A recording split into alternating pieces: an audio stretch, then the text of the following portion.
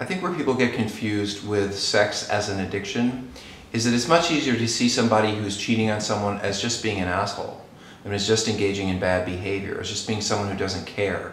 It's easier to look at them that way than someone who might be having a problem, because after all, they're seeking out something that A, provides them with a good time, and B, really hurts someone they're involved with. So how could, calling things addiction, almost giving them a disease model or calling something an addiction almost pulls you to want to have empathy for that person, almost pulls you to want to feel bad for that person.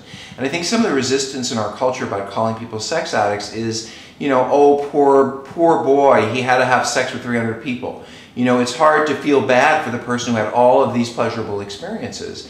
And yet, if you are that person, you lose choice. The things that you're doing sexually aren't really things that might meet your value system, that might match up with who you want to be inside, and you end up or find yourself doing them anyway.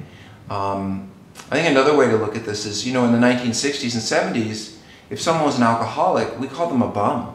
I mean, I remember when I was growing up, my dad, when we used the word alcoholic, he would reference that guy lying in the gutter in a raincoat, with the rain and the bottle in his hand. And, that's what an alcoholic was until Betty Ford came along and said, no, alcoholic could be your grandmother. And so I think it's easier in some ways for us to have moral and ethical judgments for bad behavior than look at them as the possibility of being coming from underneath an actual problem. And take my word for it, the person who is having 3 affairs and seeing multiple sexual partners and going to strip clubs and seeing prostitutes and compulsively masturbating to porn, that person is not just having a good time, that person has a problem.